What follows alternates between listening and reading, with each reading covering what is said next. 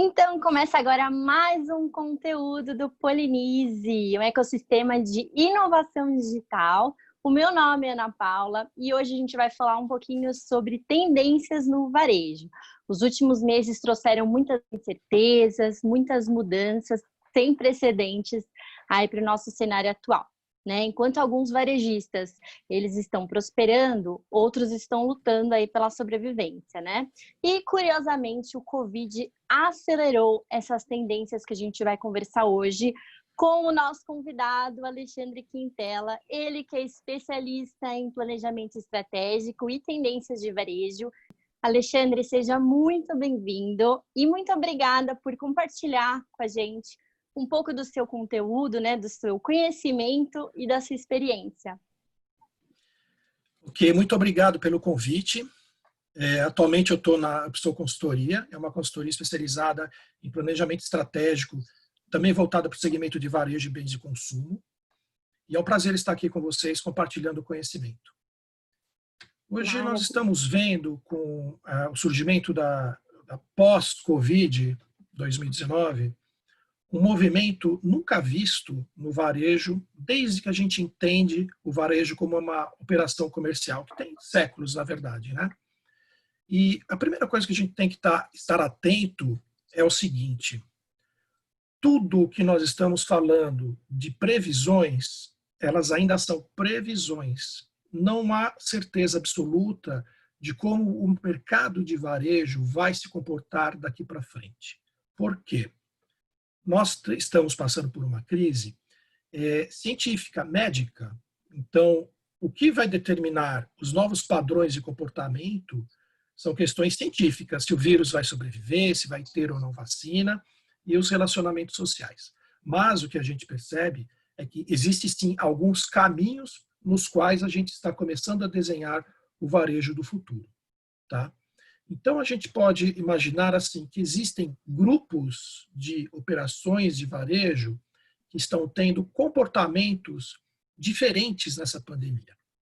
Por exemplo, existe um primeiro grupo que eu chamo do grupo de crescimento.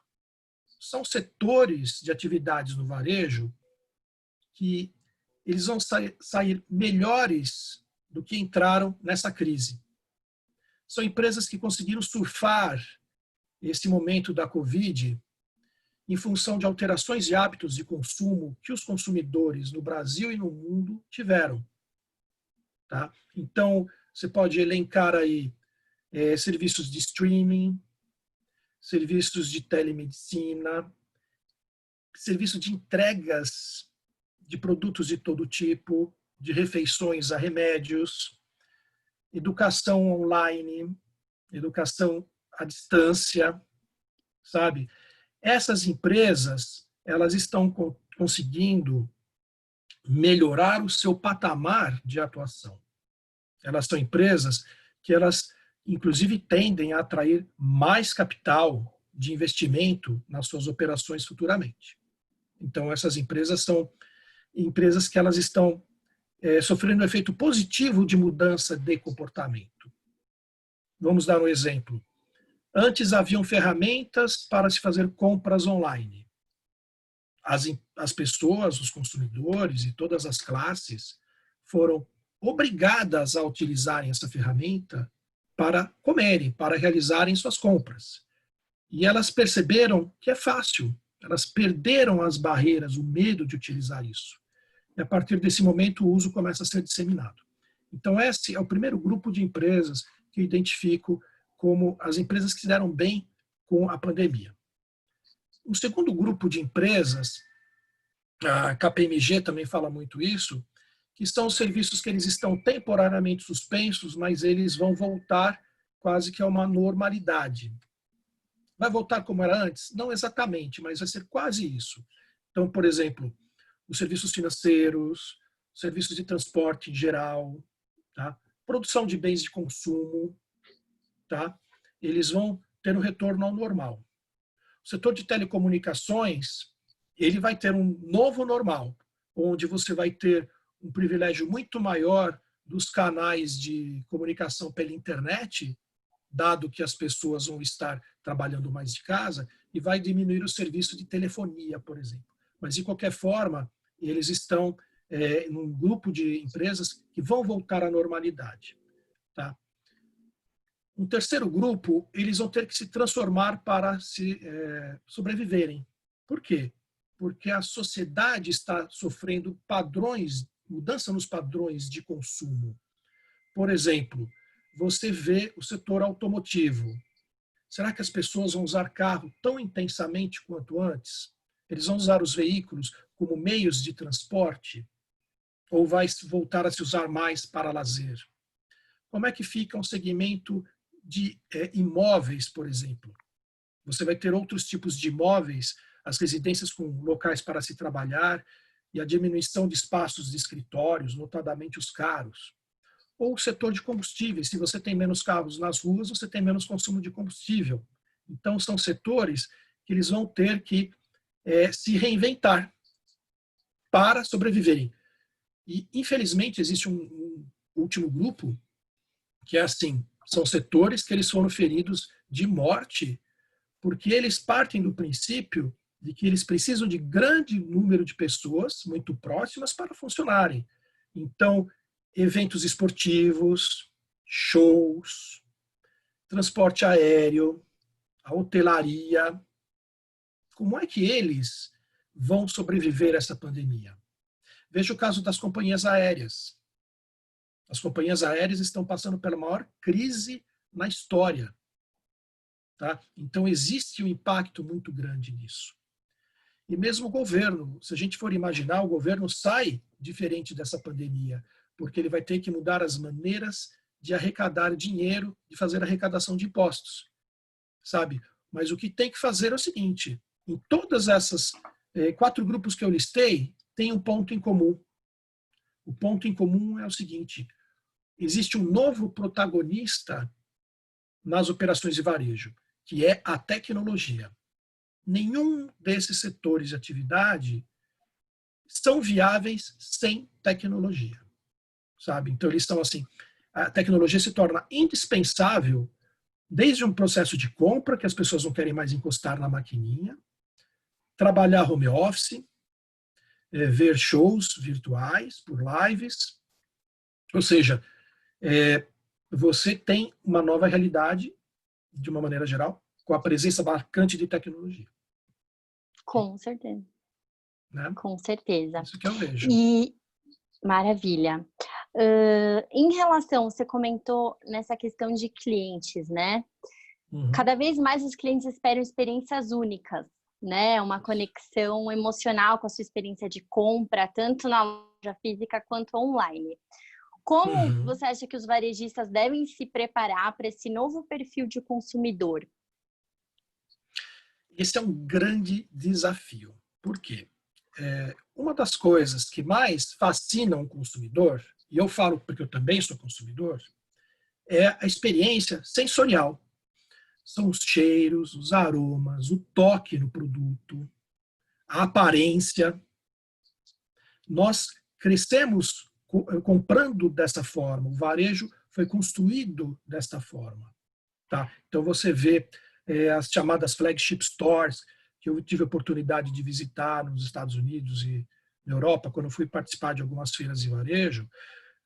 Todas essas lojas trabalham sensorial físico. E agora, como é que vai se trabalhar esses atributos? Porque eles são atributos que estimulam o processo de compra, inclusive compra por impulso. Porque, por exemplo, você compra grande parte dos produtos no supermercado por impulso. Você passa na frente de uma prateleira de chocolate, você vê aquele bombom, aquela embalagem linda, e você compra. Na compra pela internet, você diminui ou elimina isso, porque o emocional dá lugar ao racional. Você nem se lembra que tem que comprar bombom. Então, o sensorial é muito complicado. Então, esse passa a ser um desafio dos varejistas.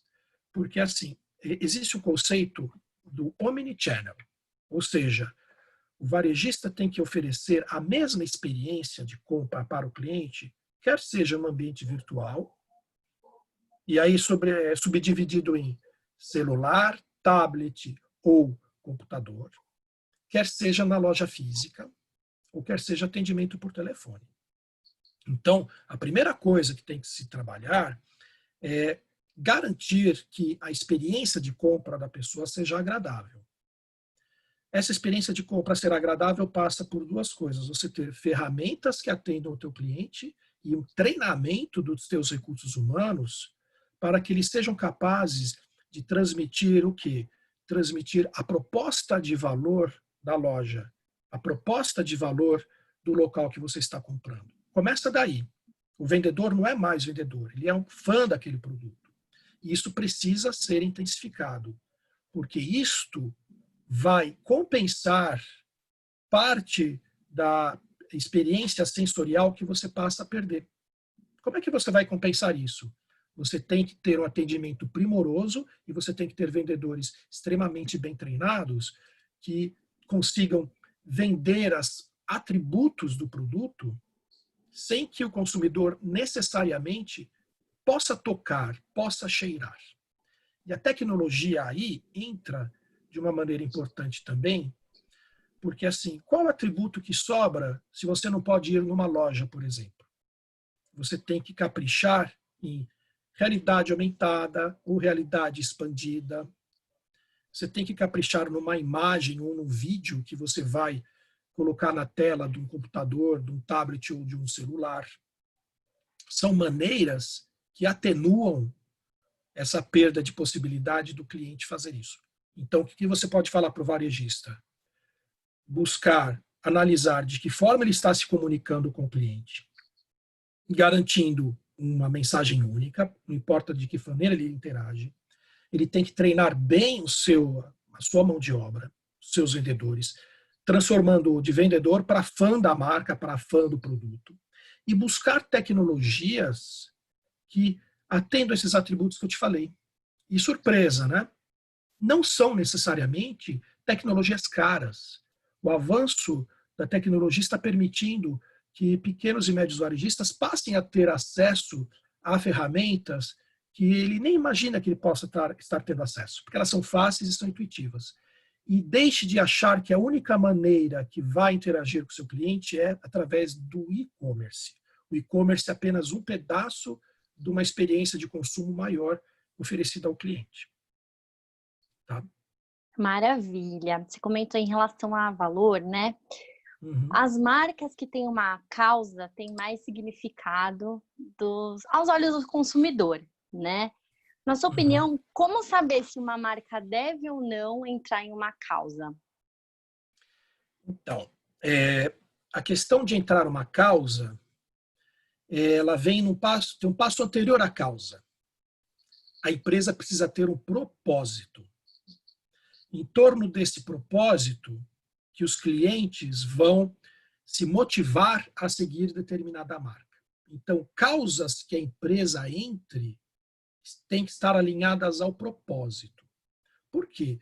Essa é uma das grandes tendências que havia começado antes da pandemia e está se intensificando, inclusive em mercados desenvolvidos, Estados Unidos, Europa e Ásia. Os clientes querem comprar de empresas que representem algo além do lucro, que é o propósito. Então, o desafio para a empresa é: veja um propósito interessante, que não seja apenas o lucro, e a partir do desenvolvimento desse propósito, busquem causas que ela possa estar ajudando. Tá? É um desafio que muitas vezes precisa de uma ajuda externa.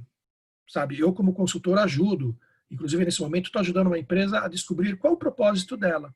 Então, a gente entrevista o proprietário, vê os produtos e ouve os consumidores, ouve as expectativas para se criar um propósito, porque a gente está reinventando a empresa, para que ele vista esse propósito e passe a oferecer isso aos clientes. Daí, as causas às quais ele vai abraçar passam a fazer sentido.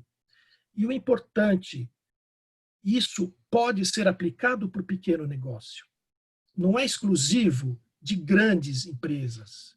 Isso é outra coisa que precisa ser desmistificada. Um pequeno negócio pode ter um propósito e tem que ser, claro, comunicado ao cliente para que ele reconheça e, com isso, o propósito assuma o papel de liderança na tomada de decisão de compra por um produto. Porque, mais do que nunca, está começando a surgir a tendência assim. Eu me disponho a pagar 50 centavos a mais nesse produto porque eu sei que a embalagem vai ser reciclada. Eu me disponho a pagar R$1 a mais porque eu sei que esse restaurante, no fim do dia, ele vai pegar o que sobrou no restaurante e vai distribuir para pessoas carentes, por exemplo. Então, o propósito é algo que tem que ser procurado por todo varejista nesse momento. Ai, maravilha. Nessa questão do setor do varejo, ele é um dos principais contribuintes, no caso, para a emissão global de carbono, né? Uhum. E os varejistas, eles têm um grande papel a desempenhar nesse sentido, né? E aí, embora exista um grande aspecto moral nessa questão, também tem uma oportunidade de negócio aí significativa, né? A sustentabilidade, ela é uma tendência nos próximos anos? E como tornar clara essa proposta de valor para o cliente? A sustentabilidade, ela já até se alinha ao propósito que eu acabei de falar. E, principal, sustentabilidade é lucrativo. Não é ou eu vou ter lucro ou eu vou ser sustentável. Não, as coisas andam juntas. Tá? A sustentabilidade tem que fazer parte do DNA de todo o negócio a partir de agora.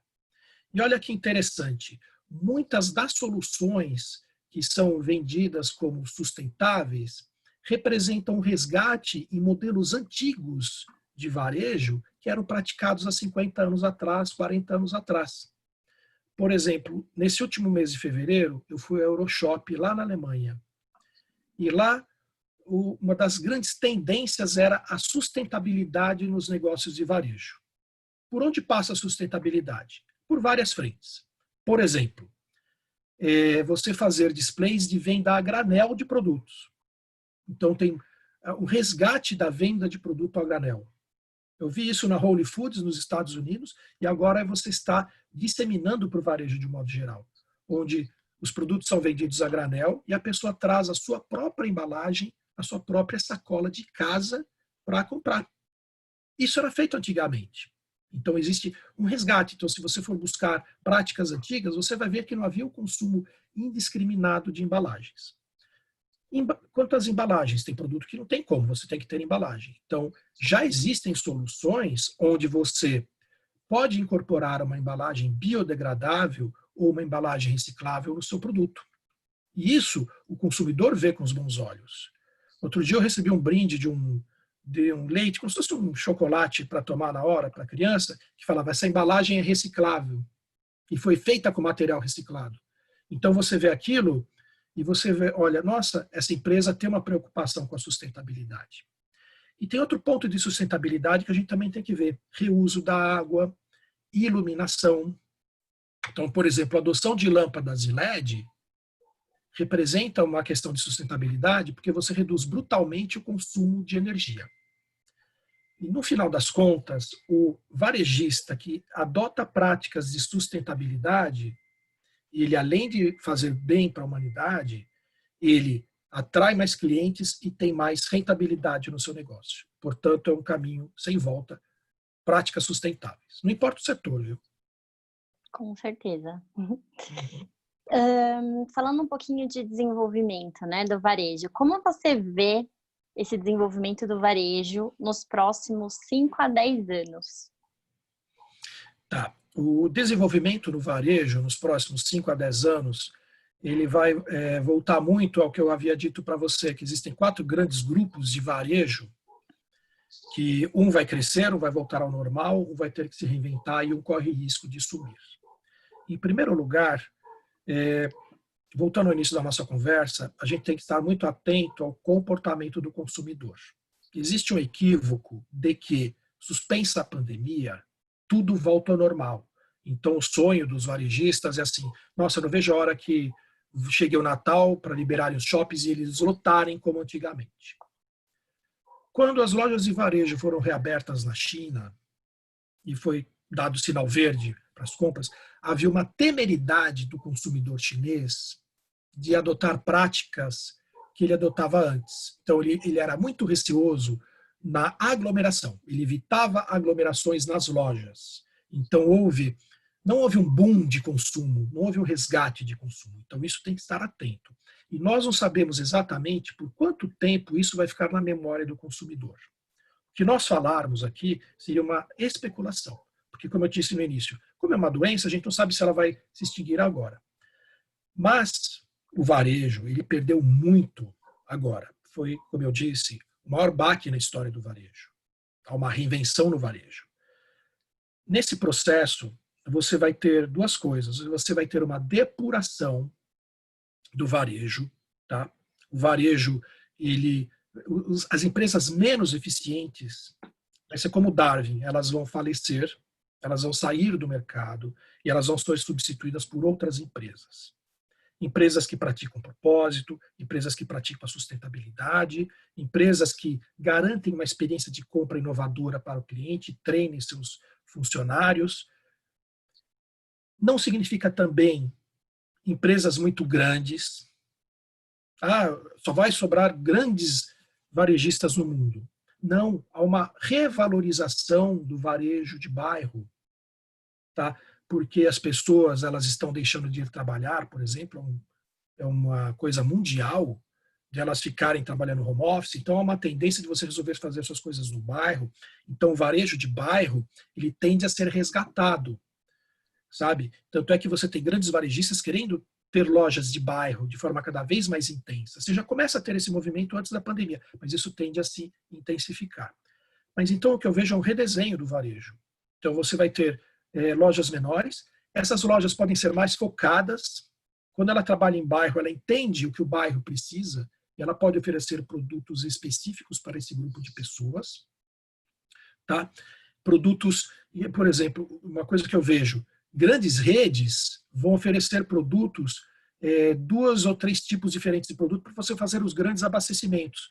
Mas aquele produto específico, aquele queijo especial, isso provavelmente vai ser feito pelo varejo de bairro. Quanto tempo isso vai demorar? Eu não acredito que em menos de 2 ou 3 anos você comece a voltar a uma nova normalidade, porque, como eu disse, vai haver um processo de adaptação. Mas é assim, as pessoas precisam se vestir, precisam comprar, porque isso está no DNA das pessoas, precisam comprar alimentos, roupas. Então, vai haver consumo, sim. Vai ser por loja física? Não necessariamente. E talvez tenha um outro ponto que a gente possa imaginar. As lojas serem locais onde as pessoas vão ter a experiência da marca. O que a gente vê nas flagship stores americanas, da Nike, da Adidas, etc., você pode ter isso num varejo normal. Ou seja, vamos imaginar, a tendência é que você possa ter uma loja de varejo pequena, que seja quase um bistrô, que ofereça produtos de primeira linha, e ela tem uma linha complementar no e-commerce dela, que permite a você continuar a tua experiência de compra da sua casa. Tá? É isso que eu imagino. Bacana. E falando um pouquinho mais nisso, o que você diria para as empresas, né, os varejistas, o que eles podem fazer para se planejar para esse futuro cada vez mais volátil? O primeiro ponto é o seguinte: existe uma missão de curto prazo, que é garantir a sobrevivência do seu negócio. Então, as empresas de varejo, elas têm que fazer um plano de contingência para garantir a sua sobrevivência fiscal, ou seja, foco em redução de custos, foco nos desperdícios, tá? Identificar oportunidades de negócio reais, porque ela precisa sobreviver, porque se ela não tiver caixa, ela morre de inanição. Fim desse período de sobrevivência, todas elas vão ter que se replanejar. Aliás, muitas já estão se replanejando. Só que tem um fator novo aí. O que fez o varejista ser bem-sucedido até hoje não significa que vá garantir a sobrevivência dele no futuro. Isso não vai garantir a continuidade do negócio dele. Portanto, ele necessariamente vai ter que fazer uma atividade de planejamento. Essa atividade de planejamento tem um outro cuidado adicional. o ambiente de negócios está muito mais complexo, e dado o fato de que o varejista ele fica focado na sua própria operação, ele muitas vezes perde a visão holística do que o mercado está fazendo, de novas tendências que estão surgindo. Por quê? Porque ele está focado no seu negócio. É aquele ditado, né? O urgente mata o importante. Então, para que ele faça um planejamento bem feito, é recomendável que ele procure uma ajuda especializada de quem faz isso. Por quê? Porque essa pessoa vive do planejamento. Vamos imaginar, eu vou te dar um exemplo. Eu, como consultor, eu vejo tendências de mercados do Brasil e de todo o mundo, vou em feiras no Brasil e em outros países, eu tenho uma massa crítica que quando eu sou chamado para fazer uma consultoria no varejista, eu ponho tudo isso a serviço dele. Ou então, isso inclui, inclusive, plataformas e aplicativos que muitas vezes ele não conhece, mas pode ajudá-lo no negócio. Então, essas empresas, para garantirem a sobrevivência e mais do que isso, né, a prosperidade e crescer numa nova realidade, eles precisam se reinventar. E muitas vezes, eles vão ter que se reinventar do zero. A única coisa que vai sobrar é a marca. Né? É verdade. E, para finalizar, Alexandre, eu queria deixar um espaço para você falar o que você gostaria, tanto para os varejistas, tanto para quem busca empreender, né? Para começar do zero um novo negócio, o que você, de repente, falaria? Uhum. Em primeiro lugar, eu acho assim, a gente vende um modelo de negócios onde a gente cria um produto e vende para o cliente. Mais do que nunca, nós temos que ouvir o que o cliente quer. Foco do cliente. O que o cliente está querendo de você?